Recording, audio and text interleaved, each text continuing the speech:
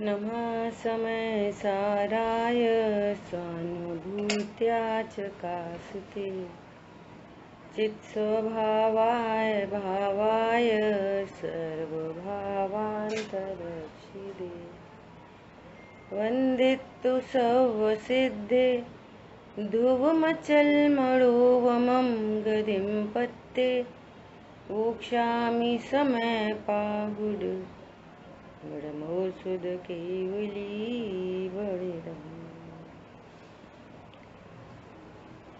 समय सारजी ग्रंथाधिराज बंध अधिकार पर हम लोग स्वाध्याय कर रहे हैं और आचार्य देव पुनः कहते हैं कि रागादि बंध का कारण है और उस रागादि का निमित्त भी कौन है, ये प्रश्न हुआ। तो कह रहे हैं भगवान आत्मा रागादि का निमित्त नहीं। देखो, मुझे बहुत इस पर विचार चला कि निमित्त तो परद्रव्य की पर्याय होती है, वो तो कोई मैटर ही नहीं।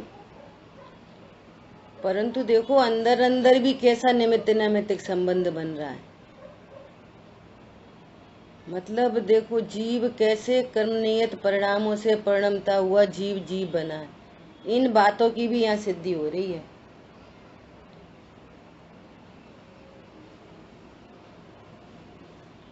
ये बात सत्य है कि जब राग उत्पन्न होता है तो कर्म का उदय भी है। यहाँ से कर्म के उदय की पराधीनता नहीं है, ये भी सिद्धि हो रही है। और राग होगा ही होगा ऐसी भी सिद्धि नहीं हो रही है। ये समझो, सीधी सीधी कहानी एक निकल के आई है। बहिर्मुखी उपयोग इक्वल टू राग, अंतर्मुखी उपयोग इक्वल टू शांति धर्म। अब इस बात में और अन्य की नास्ती हो रही है कि कोई पूजा से धर्म समझ रहा, कोई दया से धर्म समझ रहा, कोई दान से धर्म समझ रहा। बहिर्मुखी उपयोग इक्वल टू अधर्म।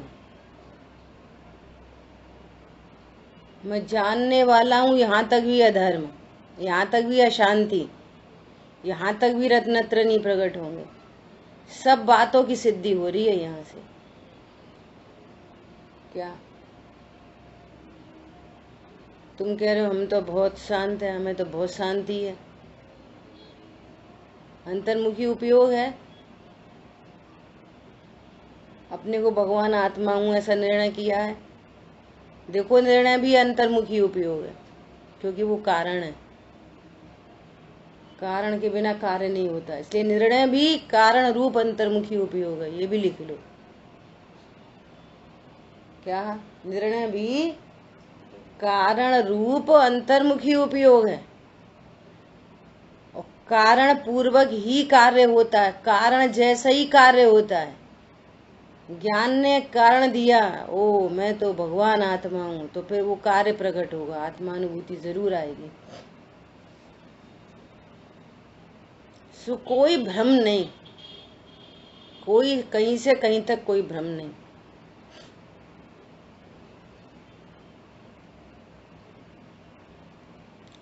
कल ऐसे ही एक YouTube पे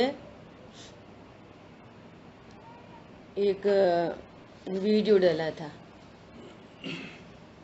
तो उसमें बात आई कि रात्रि में सोने से पहले, ऐसे बहुत लोग करते हैं, बहुत करते हैं, सोने से पहले पूरे घर गृहस्थी का त्याग, शरीर से एकत्व ममत्व छोड़कर, क्या ये धन पत्नी बच्चे दुकान मकान मेरा कोई नहीं, मैं इनसे ममत्व छोड़ता हूँ,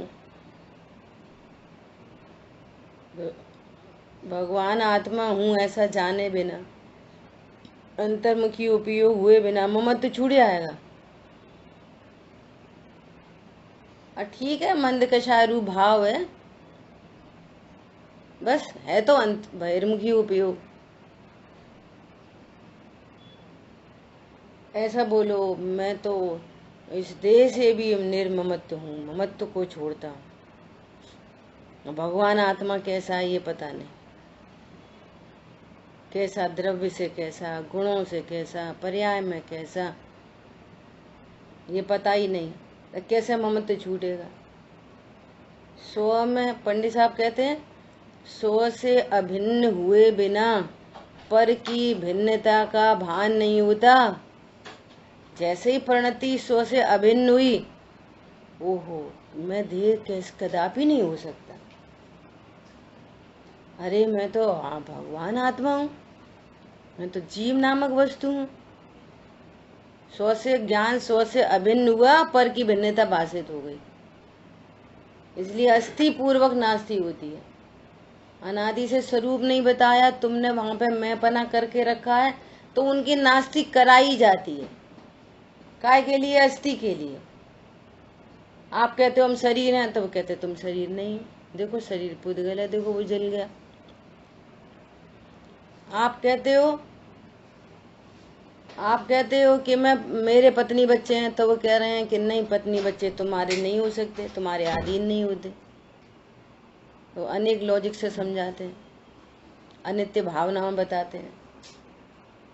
अब वो कहता है पत्नी बच्चे मेरे नहीं, शरीर मेरे नहीं, तो फिर तुम कौन हो? तो खाली डिब्बा, मैं जीव हूं। तो जीव कैसा है?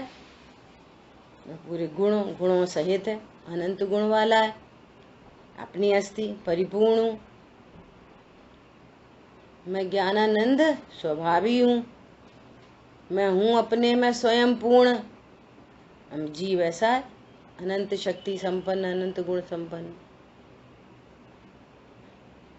पर्याय में राग आदि भाव हो रहे हैं, अनादि काल से बहिर्मुखी उपयोग है, तो राग उत्पन्न हुआ है, राग उत्पन्न हुआ तो कर्म बंधे हैं।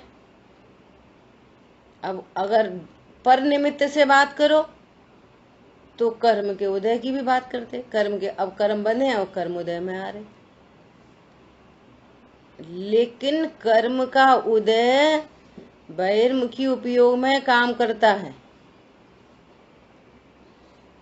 परसंग करता है ना, जब ज्ञान परसंग करता है तो कर्म का उदय काम करता है, और परसंग न करे तो स्वसंग हो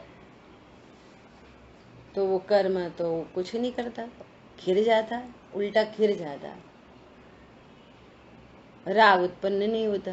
पर्टिकुलर पर्याय में राग उत्पन्न नहीं होता, वीतरागता प्रकट हो जाती है। तो न राग उत्पन्न हुआ और न कर्म ने कुछ किया। ठीक है, इतनी पूरी समरी हो गई इन दोनों श्लोक की।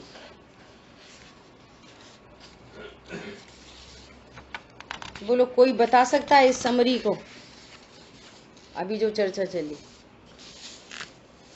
बताओ।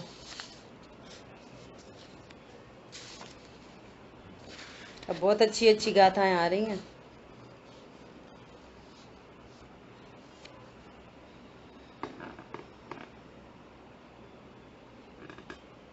बोलो। सबसे पहले तो ये बताया, यहाँ पास में आप लोगों में से तैयारी करना। सबसे पहले तो ये है कि हम्म जब तक बहिर्मुखी परिणाम हो, जानने वाले तक का भी जो परिणाम है वो बहिर्मुखी। थोड़ा तेज बोलो, आवाज आ रही है सबको? अंतर्मुखी परिणाम जो होगा उसी से ही शांति होगी, है ना। अंतर्मुखी परिणाम में कहाँ तक जाना है कि वो निर्णय भी होगा ना, उसको भी आपको अंतर्मुखी करना है। शांति का कारण, सम्यक दर्शन का कारण भी, निर्णय भी आपको अंतर्मुखी ही करना है। करना नहीं है, निर्णय भी अंतर्मुखी परिणाम है। हाँ, अंतर्मुखता में ही निर्णय होता है, बहिर्मुखी उपयोग में निर्णय भी नहीं होगा। बोलते रहेंगे गायक हैं और शरीर में स्थापना बनी रहेगी। पर पदार्थ इष्टनिष्ठ भाषित होते रहेंगे, धन से काम लगता रहेगा, धन से लाभ हानि लगती रहेगी, शरीर में कुछ हो जाए तो मैं मर गया, ये सब बहिर्मुखी उपयोग है। निर्णय तक अंतर्मुखता में होगा, ये कह रहे हैं। ठीक है, फिर चलो इसके आगे अब आप लोग बोलो,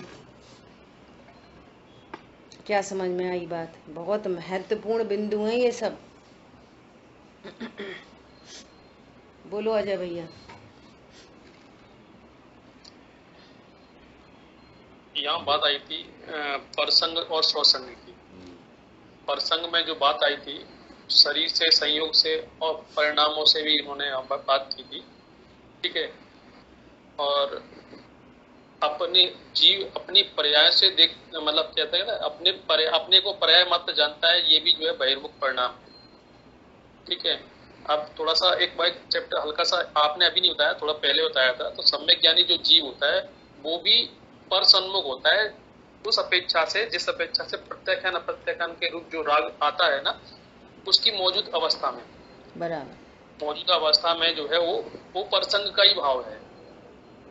स्वसंग का भाव ध्रुव दृष्टि है, अगर ध्रुव दृष्टि करता है तो स्वसंग है, बराबर। तो इसमें बताया कि अगर परद्रव्य है, परद्रव्य में अगर बहिर्मुख दृष्टि है तो राग देश उत्पन्न होंगे। स्वसन्मुख में अंतर्मुख दृष्टि है तो संवर्ण जरा उत्पन्न होगी। बहुत बढ़िया। निमित्त की बात आई थी, निमित्त की बात और बताओ, कौन बताएगा? आप ही बताओ, नहीं कोई और बताए। मंजू बहन जी बताओ।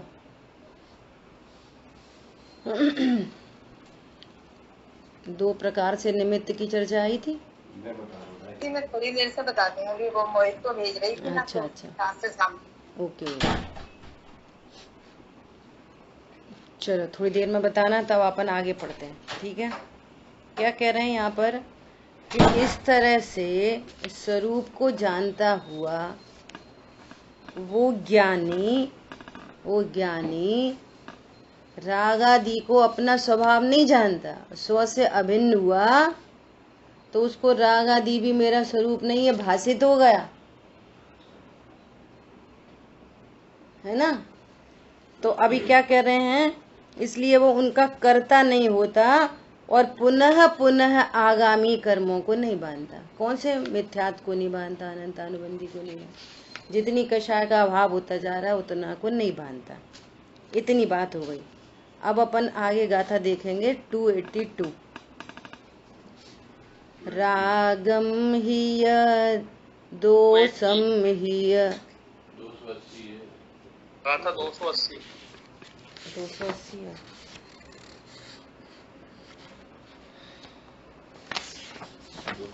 ठीक है।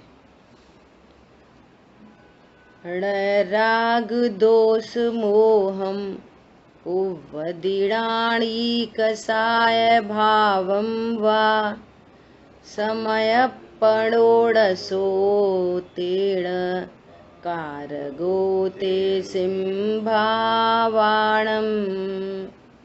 कभी राग द्वेष विमोह अगर कसाय भाव जो निज विधि, ज्ञानी स्वयं करता नहीं, इससे न तत्कारक बने। देखो, मैं ऐसा बहुत विचार करती हूँ कि अज्ञानियों को जो उपदेश दिया जाता है ना, क्योंकि वो अपने को करता ही जानता है ना, करने की भाषा में ही उपदेश दिया जाता है। तो फिर आप ऐसा करते, फिर ऐसा करते।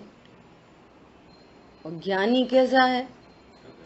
जब ज्ञानी ने अंतर्मुखी उपयोग के द्वारा परसंग का त्याग किया, अंतर्मुखी उपयोग के द्वारा परसंग का, ये विश्व में ये सबसे बड़ा त्याग है भाई, यही त्याग है। परसंग का त्याग ही इस विश्व में एक ही त्याग है।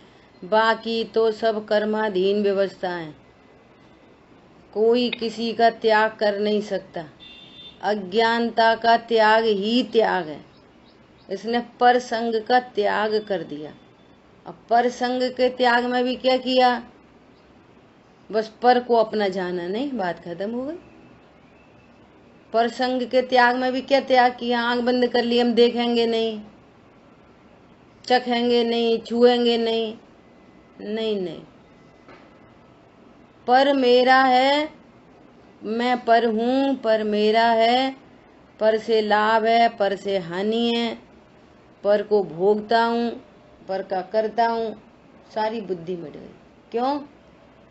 दर्पण की भांति यहाँ शुद्ध स्वच्छ स्फटिक मणि में अकर्ता ज्ञाया। कर्ता की नास्ती करने के लिए अकर्ता कहना पड़ता है। समझ आई बात? ज्ञानी क्या स्वसंग के द्वारा उसने बहिर्मुखी उपयोग का पर संग का त्याग किया। अच्छा, और टेक्निकल भाषा में बोलो, परम शुद्ध निश्चय के द्वारा समस्त व्यवहार का त्याग कर दिया। कह रहे ना व्यवहार अभूतार्थ है। देखो, एक बात हो तो उससे जिनागम के कितने सिद्धांत ऐड होते हैं। बोलो, पॉइंट समझ में आया? शुद्ध निश्चय के द्वारा समस्त व्यवहार जो अभूतार्थ था, जो परसंग था, सबका त्याग कर दिया। व्यवहार निश्चय का प्रतिपादन करता है। व्यवहार ने बोलेगा, सुनो तुम्हारे राग आदि हैं, तुम कर्मों से बंधे हो, तुम संगी पंचेंद्रिय हो। जीव बताने के लिए सारी बात करेंगे, तुम जानने वाले हो, जीवत्व शक्ति से जीते हो। ये सब क्या है? व्यवहार। काय के लिए? भगवान आत्मा जानने के लिए।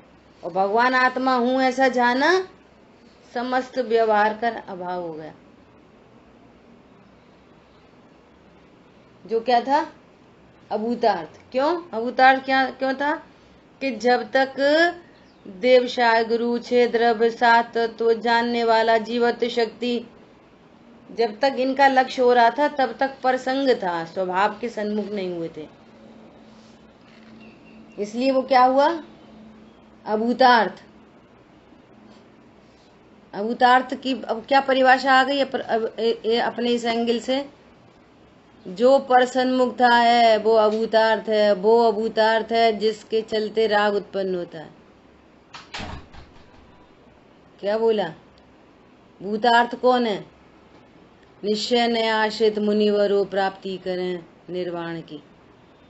जिसके आश्रय से रत्नत्रय प्रकट होता है वो ही भूतार्थ है, बाकी सब अभूतार्थ है।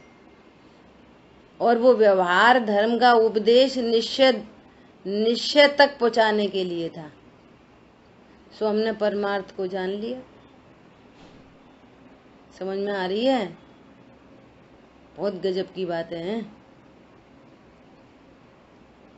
देखो क्या बोल रहे हैं। ज्ञानी राग द्वेष मोह को अथवा कषाय को अपने आप अपने में नहीं करता। देखो, ज्ञानी राग द्वेष मोह कषाय भाव को अपने आप अपने में नहीं करता। क्यों? क्या करता है? अपने को ज्ञायक जानता है। मैं अकर्ता ज्ञायक हूं ऐसा जानता है, वो ज्ञानी है। जो राग को कम करे, ज्यादा करे, शुद्ध भोजन खाया, शुद्ध नहीं खाया, परिग्रह प्रमाण करे, अरे वे उत्पन्न होने वाले परिणामों से व्यवहार ने से ज्ञानी का परिचय दिया है कि जिनको दो कषाय चौकड़ी का भाव होता है उनके भाव ऐसे ऐसे होते। तो वे भाव तो परसन्मुखता में होते हैं। वो थोड़ी करता है ज्ञानी। अरे वो ज्ञानी तो महाव्रत को अंगीकार करते हैं। तो महाव्रत तो बहिर्मुखी उपयोग में होते हैं। महाव्रत तो समझ में आ रही बात? वो उधर से परिचय दिया जाता है। शरीर की क्रिया और परिणाम दिखाई देते हैं, स्थूल हैं, और भगवान आत्मा सूक्ष्म है। तो स्थूल के द्वारा, छिलके के द्वारा अंदर का पका केला दिखाते हैं। जो पीला है सो अंदर मीठा है। समझ आई बात? क्या कह रहे हैं? राग द्वेष मोह को अथवा कषाय भाव को अपने आप अपने में नहीं करता, फिर क्या करता है? इसलिए वह इन भावों का कारक अथवा कर्ता नहीं है। शुरू से ही बात चली आ रही है। बोलो, दूसरी गाथा से जो अभी स्वसंग परसंग की चर्चा चल गई ना, ये दूसरी गाथा में स्व समय और पर समय से चल गई। बात एक ही है। जो पुद्गल के प्रदेशों में स्थित है वो वो पर समय है, और जो आत्म प्रदेशों में स्थित है सो स्व समय पना। स्व समय पना मतलब रत्नत्रय, और पर समय पना अर्थात अगर पहले गुण स्थान से बात करो तो मिथ्यातर, मिथ्या दर्शन ज्ञान चारित्र, ऐसी बात है। शुरू से ये कर्ता कर्म अधिकार में पूरी बात चल गई, उसी को फिर से रिपीट कर रहे हैं। एक ही बात समझनी है। टीका, यथोक्त अर्थात जैसा कहा वैसे वस्तु स्वभाव को जानता हो। ये तो वस्तु का स्वरूप ही ऐसा है। वस्तु का स्वरूप ऐसा है। भगवान आत्मा न शरीर रूप होता, न संयोग वाला होता, न कर्म वाला होता, न कषाय वाला होता, न एक समय की पर्याय वाला होता, न गुण भेद वाला होता। अभेद, परम निष्क्रिय, अकर्ता, परिपूर्ण द्रव्य है। बोलो, ऐसा अपने को जानो, मैं परिपूर्ण हूँ।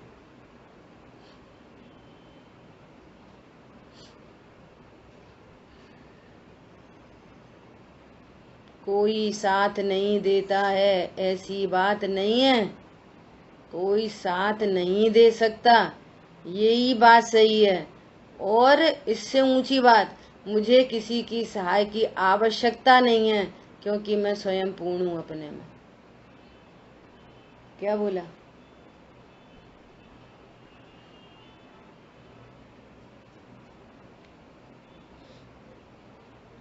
यथोक्त वस्तु स्वभाव को जानता हुआ ज्ञानी अपने शुद्ध स्वभाव से ही च्युत नहीं होता। अब दो एंगल हैं। दो एंगल हैं। एक एंगल तो उपयोगात्मक, उपयोग में परलक्ष्य हो जाता है। जितना परलक्ष्य है उतनी कषाय है। उपयोगात्मक तो ऐसा बोलेंगे। और श्रद्धा की एंगल से बोलेंगे तो उपयोग चाहे बहिर्मुखी हो चाहे अंतर्मुखी हो, श्रद्धा को कोई लेना देना नहीं है। वो तो एक बार स्वभाव के सन्मुख हुई सो अनंत काल के लिए हो गई छुट्टी। क्या बोला? इसलिए देखो, बहुत सारे सिद्धांत निकलते हैं। इसलिए उपयोग बहिर्मुखी हो और युद्ध का मैदान हो, 96,000 का भोग हो, ये दोनों मिलके भी उसको मोक्ष मार्ग से हटा नहीं सकते। क्यों? उसके श्रद्धान में भगवान आत्मा विराजमान है। कभी च्युत नहीं होती श्रद्धा। एक बार स्वभाव सन्मुख हुई तो हुई। आदि बात ख्याल में। सो क्या कह रहे हैं कि वो ज्ञानी, वो सम्यक दृष्टि शुद्ध स्वभाव से च्युत नहीं होता। इसलिए वो राग द्वेष मोह आदि भावों रूप स्वतः परिणमित नहीं होता।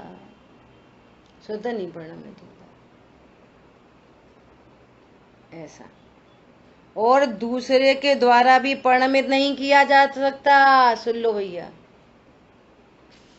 नो कर्म की तो बात पूरे बंध अधिकार में, नो कर्म तो बहुत दूर है। नो कर्म का तो कोई मैटर ही नहीं है। सारी दुनिया नो कर्म कोई देख के कर्म करती, नो कर्म कोई देख के धर्म करती। नो कर्म से ही अपने राग को समझती, नो कर्म से ही द्वेष को समझती। वो नो कर्म की तो सत्ता ही बहुत दूर है, प्रगट ही जुदे धंधामा है। एक क्षेत्रावगा संबंध बन रहा है तो शरीर से और कर्मों से, और शरीर का भी कोई लेना देना नहीं है। नो कर्म तो पूरा साइड करो। पहले ही चर्चा हो गई, जीवन मरण आयु कर्म के अधीन, सुख दुख चारित्र मोह के अधीन, निमित्त रूप। आधीन मतलब वैसा पराधीन नहीं लगाना, आधीन मतलब निमित्त। सो बहुत क्लोजेस्ट निमित्त कहो तो कर्म है, नो कर्म तो कहीं नहीं लगते। बोलो। और ये ज्ञान न उपयोग की बहिर्मुखता को समझता, न तीव्र कषाय मंद कषाय में भेद समझता, और न ये समझता कि ये शरीर और ये प्रगट जुदे धंधामा मेरे से बहुत भिन्न है, और अगर निमित्त बन रहा है तो कर्म निमित्त बन रहा है। और कर्म को भी दूर कर निमित्त है, तो कर्म को भी दूर करने का उपाय क्या है कि भैया राग मत करो। वो कल बात आई थी कि राग को दूर करने का उपाय क्या, कि राग को अपना स्वरूप नहीं जानो, राग को अपने से भिन्न जानो, अपने को भगवान आत्मा जानो। ये कर्म के अभाव का और राग के अभाव का ये उपाय है। राग को देखना बहिर्मुखी उपयोग है, और बहिर्मुखी उपयोग से राग दूर नहीं होता। राग के अभाव का भी उपाय क्या,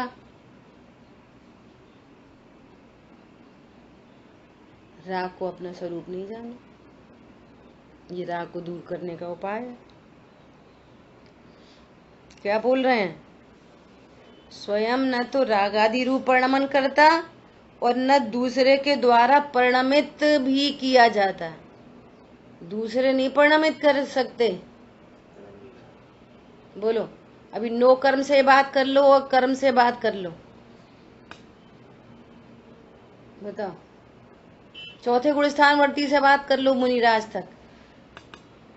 सीता जी को रामचंद्र जी ने घर से बाहर निकाला, जंगल में निकाला,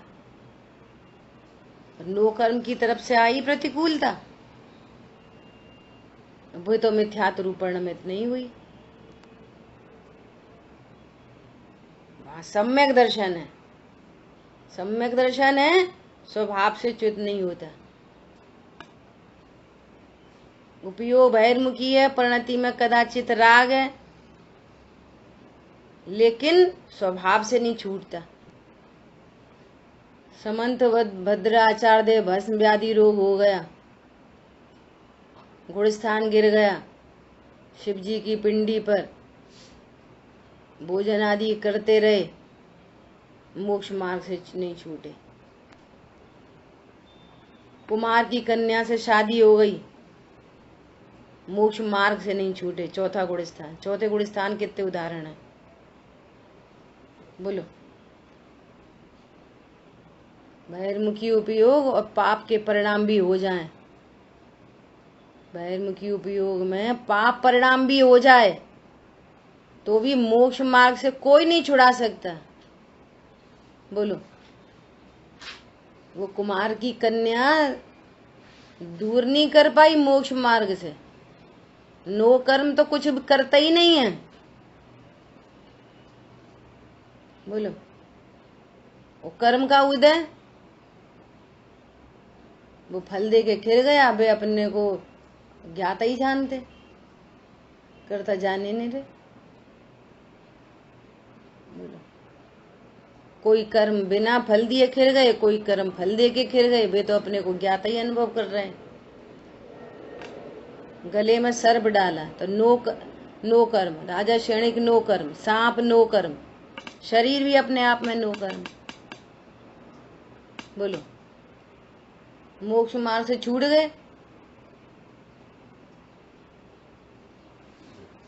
क्या बोल रहे हैं, वह मोह राग द्वेष आदि भाव रूप स्वतः परिणमित नहीं होता और दूसरे के द्वारा भी परिणमित नहीं किया जाता।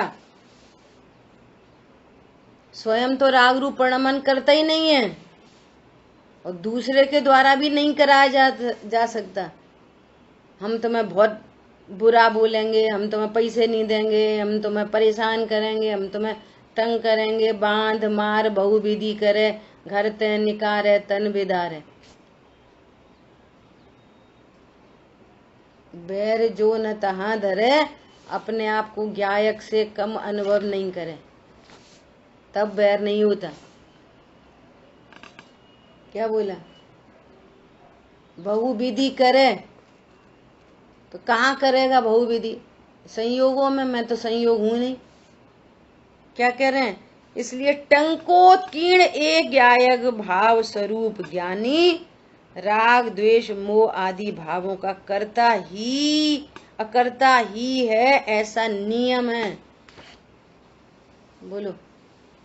अनंत कर्मों से नहीं बंधता, संसार में परिभ्रमण नहीं करता। पता कैसी गजब गजब की बात है। अपने को ज्ञान स्वरूप अनुभव किया, मतलब कितनी अपूर्व कार्य है ये, अपूर्व कार्य। यहाँ तक मत ठहर जाओ, हम तो स्वाध्याय सुनते, हम तो स्वाध्याय करते। डिसीजन मेकिंग करो, देखो तत्व विचार की महिमा। तत्व विचार वाला सम्यक का अधिकारी है, पढ़ने सुनने सुनाने वाला नहीं। निर्णय ही नहीं करे कि स्व कौन है पर कौन है। क्या कहा? सुख शांति का अधिकारी कौन है? तत्व विचार वाला अधिकारी है, जो तत्व विचार करता है, तत्व निर्णय करता है, वो सम्यक्त का अधिकारी, मतलब शांति का अधिकारी है। निश्चिंता मिलती है उसको, वो भव समुद्र में नहीं रुलता। बोलने से, मात्र बोलने से काम नहीं चलेगा। निर्णय, जिसने डिसीजन किया है तो फिर वो ऐसा हैरान परेशान नहीं होता।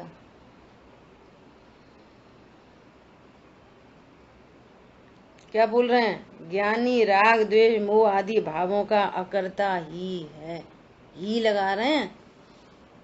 क्यों भैया? प्रत्याख्यान तो हो रहा, प्रत्याख्यान तो हो रहा, वो हो रहे हैं। अब उसमें दो केस लगा सकते, द्रव्यार्थिक निमित्त उपादान, पर्यार्थिक निमित्त उपादान। पर्यार्थिक निमित्त उपादान में कर्म को निमित्त कहेंगे और द्रव्यार्थिक में अपनी स्वयं का बहिर्मुखी उपयोग। भले उपयोग बहिर्मुखी है, अंदर में श्रद्धान है, टंकोत्कीर्ण एक ज्ञायक भावमयता के कारण। निर्जनाधिकार में ही शब्द है ऐसा, एक टंकोत्कीर्ण। मैं तो अकर्ता ही हूं, ज्ञाता ही हूं, ऐसा नियम है। शाश्वत नियम है ये, अनचेंजेबल नियम है ये, इसमें बदलाव नहीं हो सकता।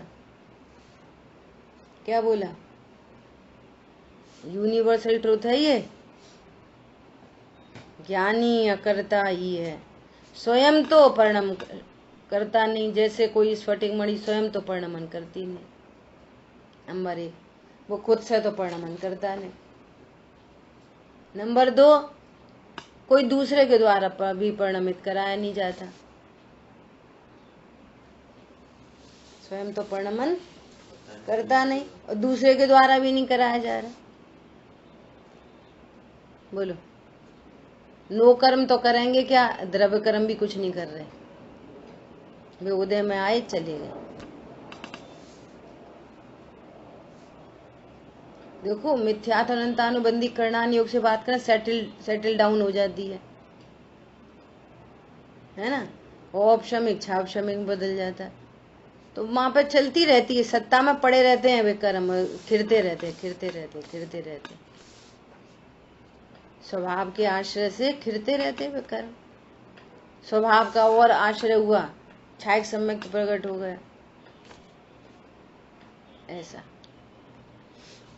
भावार्थ, आत्मा जब ज्ञानी हुआ तब उसने वस्तु का ऐसा स्वभाव जाना कि आत्मा स्वयं तो शुद्ध ही है, द्रव्य दृष्टि से अपरिणमन स्वरूप है। द्रव्य दृष्टि से कैसा है?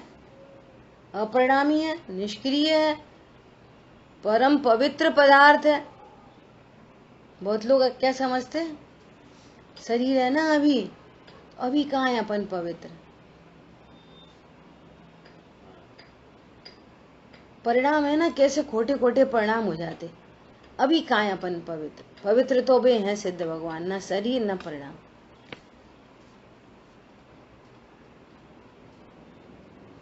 समझ में आई बात भैया? शरीर शरीर में है, परिणाम परिणाम में है। परिणाम भगवान आत्मा को स्पर्श नहीं कर सकते। भगवान आत्मा चूंकि अनटच, इफेक्टलेस, फुल्ली सेफ है, इसलिए सदा ही पवित्र है,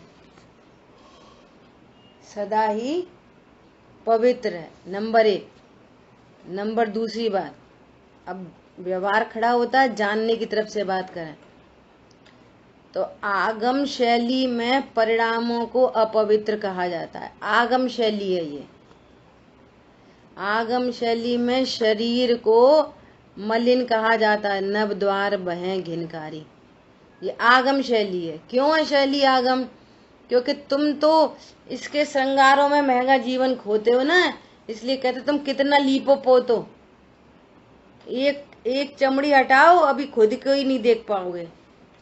ये तो बहुत महा दुर्गंधित, महा खराब चीज है। उधर से दृष्टि हटाने के लिए अभी ग्लानि उत्पन्न करा दी, काम नहीं हुआ। क्या बोला? आगम शैली है। यहाँ शरीर को दुर्गंधित कहा जाता है, परिणामों को मलिन कहा, यह आगम शैली है। अध्यात्म शैली क्या है? अध्यात्म शैली में भी ऐसा बोलेंगे, अरे शरीर भी अनंत गुणों का धनी है, एक एक शुद्ध पुद्गल परमाणु अनंत गुण संपन्न है, और वो कषाय भाव अपने समय का सत है, अपने समय का भगवान है। फिर क्या बोलेंगे सुपरलेटिव, कि ये कौन अच्छे बुरे की कल्पना जब तक शरीर और कसाय में है तब तक इस अनिष्ट की कल्पना चल रही है ना। टोडरमल जी कह रहे हैं अभिप्राय के राग द्वेष को नहीं जानता। अध्यात्म शैली में ये तो मात्र ज्ञान के गे हैं। शरीर भी ज्ञान का गे और कषाय भी ज्ञान का गे मात्र। क्या बोला? यहां तक आना है आपको। आगम शैली में महापवित्र दुर्गंधित कहेंगे, आशा भावों को मलिन कहेंगे, ये आगम शैली है। अभी काम नहीं होता इससे। फिर इनका स्वरूप जानोगे, भैया शरीर में क्या खराब है?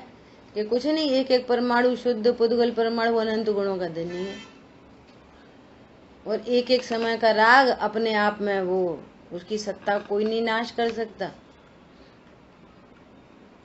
एक समय का सत्य है।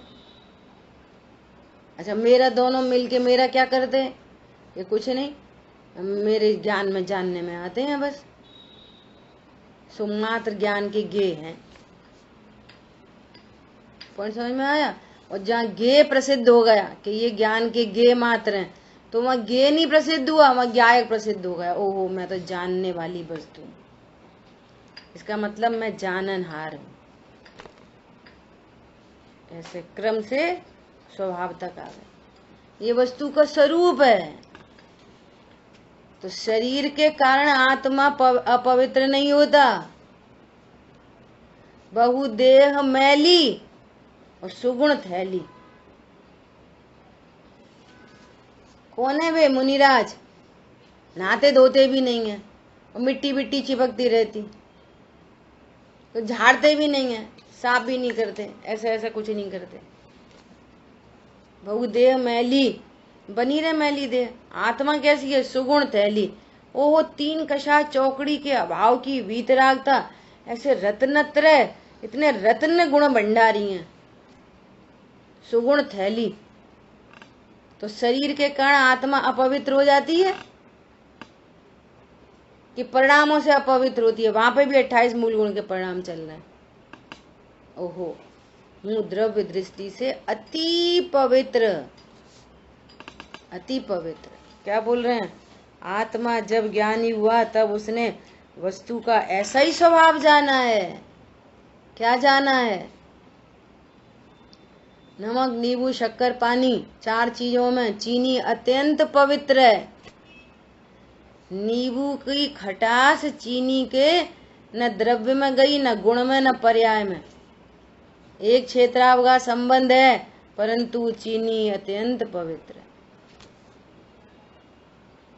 यहाँ एक द्रव्य में दूसरे द्रव्य के प्रवेश कर जाने की, कंटेमिनेट करने की, अपवित्र करने की व्यवस्था ही नहीं है विश्व में। वो ज्ञान अपवित्र है जो पवित्र को अपवित्र जानता है। परिणति मात्र अपावन है, चिर से ही पर में भ्रमित हुई। चिर से पर संग किया, पर रूप अपने को जाना माना, ऐसी परिणति को अपवित्र कहा जाता है। कहा जाता है जानने की टेक्नोलॉजी अभी भी शुद्ध है। क्या बोला? गजब की बात है। वस्तु का स्वभाव जाना कि आत्मा स्वयं तो शुद्ध ही है, द्रव्य दृष्टि से अपरिणमन स्वरूप है, पर्याय दृष्टि से पर द्रव्य के निमित्त से रागादि रूप परिणमित होता है।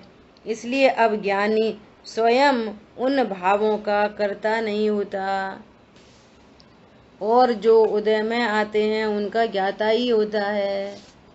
उस ज्ञान ने स्वरूप से अभिन्न होकर अपने को ज्ञायक जान लिया, तो अब वो पर का करता ही नहीं, बस मैं तो ज्ञायक हूँ। और जो ज्ञान में झलक रहे हैं सो उनका भी ज्ञाता। अब उनका ज्ञाता व्यवहारने से कहते, वास्तव में ज्ञायक का ही ज्ञाता है। अब ज्ञायक का ज्ञाता ही भेद है, ज्ञायक ही है बस। 3 सेंटेंस बदल गए। उनका ज्ञाता शरीर राग का ज्ञाता, अजीब और आश्रव का ज्ञाता नहीं, ज्ञायक का ज्ञाता नहीं, ज्ञायक ही है, ज्ञायक ही है। ज्ञायक के ज्ञाता में भी भेद है, एक ज्ञायक हो गया, एक ज्ञाता हो गया। ठीक है। अज्ञानी ऐसे वस्तु स्वभाव को नहीं जानता, इसलिए वह रागादि भावों का कर्ता होता है। और इस अर्थ का आगामी गाथा का सूचक श्लोक कहते हैं। अमृतचंद आचार्य देव फिर श्लोक कहेंगे। अज्ञानी क्या करता है? अज्ञानी अपने को देह रूप अनुभव करता है, तो फिर देह का कर्ता बन गया। मैं देह को संभाल सकता, रख सकता, ये खाओ वो खाओ, विटामिन खाओ, मिनरल खाओ, बैलेंस डाइट, तो करता है वो। अज्ञान का करता, मोह का करता, और कषायों का करता, फिर बंधन का भी करता। स्वयं की ये जो कर्म सुभाष हो, ये बंधन का भी करता, फिर उनके फल को भी भोगता। स्वयं की ये जो कर्म सुभाष हो, फल निश्चय ही दे देते, फिर उनके फल में फल का करता, भोगता। राग का करता तो कर्म का करता, फिर कर्म के उदय का भोगता। बस, और है भगवान आत्मा। बोलो, अभी भी है भगवान आत्मा। गजब की बात है। वो ज्ञानी अपने को ज्ञाता अनुभव करता है। कोई राग परिणति में उत्पन्न हुआ, उसका ज्ञाता। कर्म की निर्जरा हो गई, संवर निर्जरा, ये वृद्धि हो गई, अल्पकाल में पूर्णता को प्राप्त करे। नवीन कर्म बनते नहीं, संसार समुद्र में घूमता नहीं। इतनी गजब की बात है।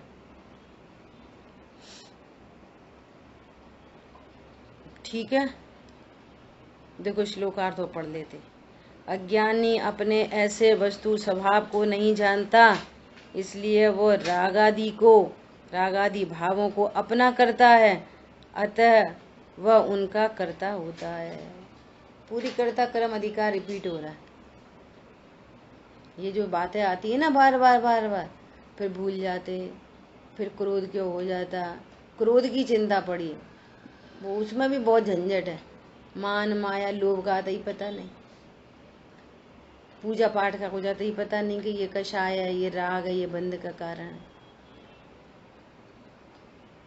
वस्तु स्वरूप ज्ञान में आता है ना तो सुव्यवस्थित ज्ञान में आता है, एकदम आगम के अनुकूल ज्ञान बनता है वो।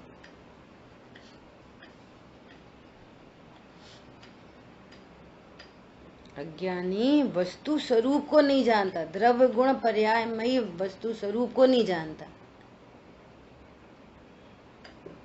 अनंत गुण ज्ञान श्रद्धा चार 3 गुण की बात है, इनकी पर्याय है, उत्पाद व रूप है, पर से अत्यंत भाव है,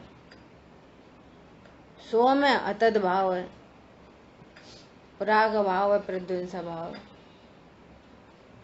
बोलो, भगवान आत्मा परिपूर्ण है। राग आदि को परिणाम बिगड़ जाते तो करता जानता है तो टेंशन रहती उनकी। अंतर्मुखी उपयोग से सोच से अभिन्न होता हुआ निर्णय करे तो समझ में आ जाएगी राग मेरा स्वरूप नहीं, स्वरूप नहीं तो फिर करता नहीं तो भोगता नहीं तो संसार नहीं, दुखी नहीं तो संसार नहीं। जो दुखी है वो आकुलित है, वो संसारी है, और जो सुखी है निश्चिंत है वो मोक्ष मार्गी है। सीधी सीधी बात है। और सुखी हो सकता है वस्तु स्वरूप को जानकर। विचार कर लेना, हमें अब सुख काय से लग रहा है, घर में कोई कसाय नहीं हो रही, शरीर में कोई रोग नहीं हो रहे, सब एक दूसरे का केयर करते हैं, सब एक दूसरे की बात मानते हैं, हमारे यहाँ भैया बहुत शांति है। धोखे में हो, बारूद के ढेर पे खड़े हो। क्या बोला? पत्नी टाइम पे खाना दे देती, मम्मी पापा अनुकूल हैं, पैकेज बढ़िया है, बस हम क्या हैं, बहुत सुखी है। ये सुख का आधार नहीं है, बिल्कुल बारूद का ढेर है। कब वो कर्म रेखा बदलेगी तो कुछ अता पता नहीं चलेगा।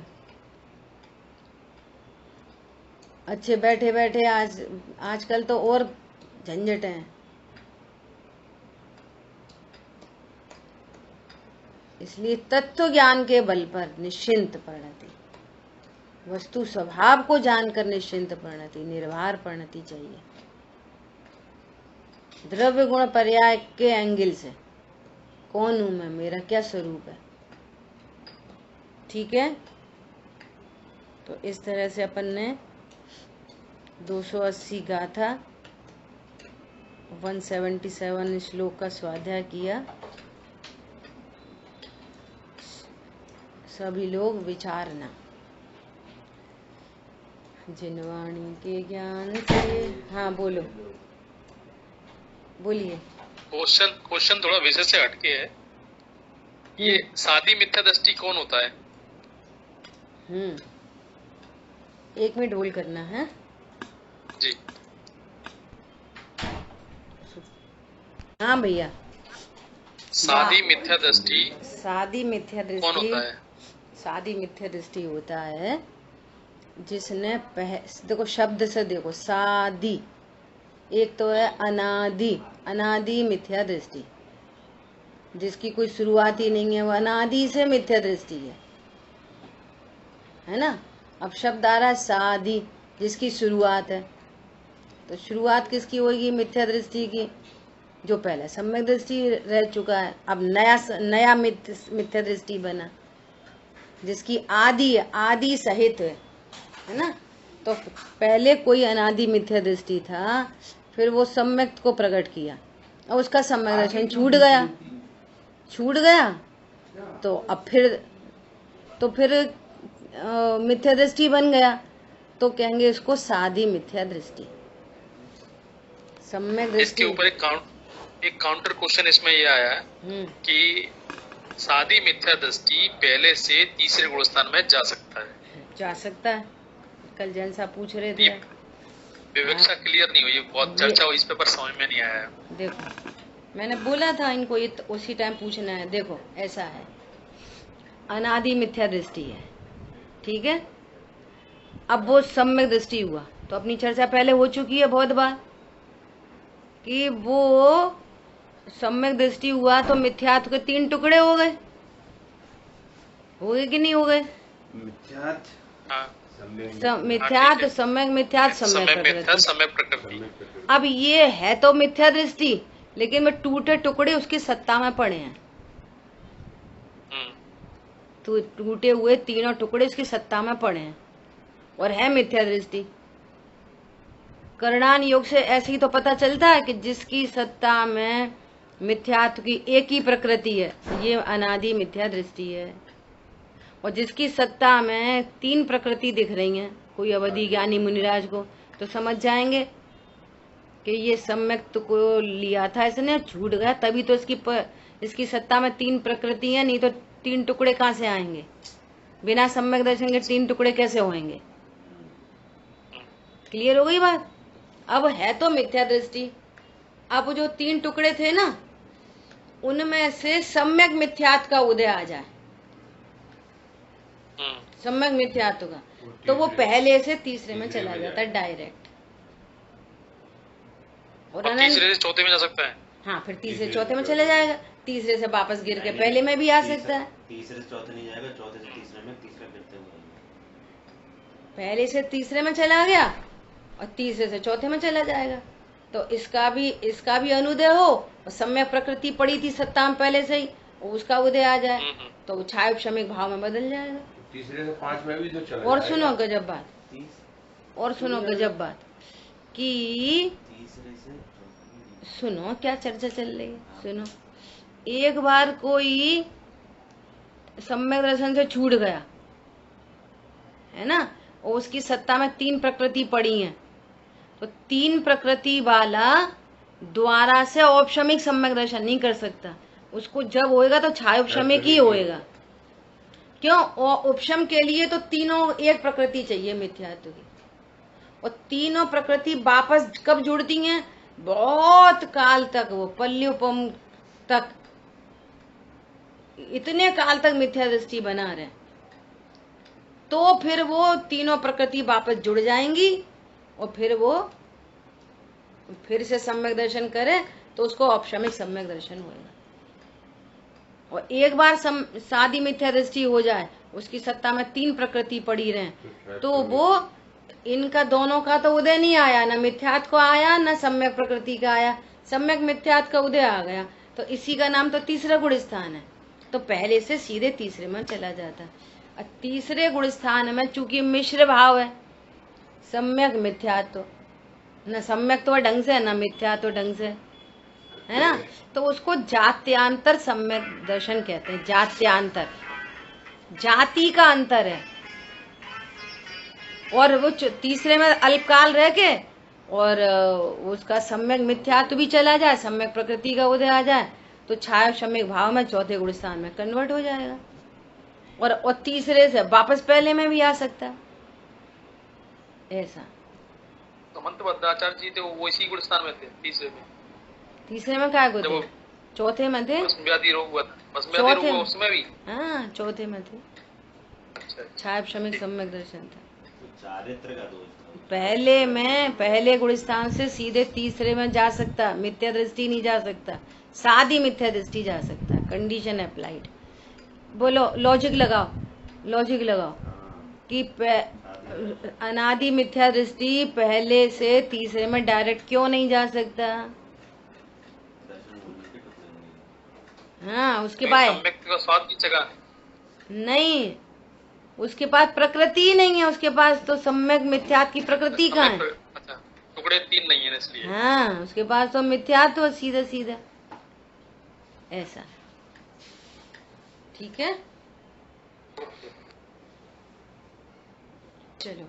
जिन वाणी के ज्ञान से सूझे लोकालोक, सो वाणी मस्तक नमो सदा देते हूँ। बोलिए द्वाशांग मई जिनवाणी माता की जय। जय जिनेन्द्र सभी को। जय जिनेन्द्र सभी को। है।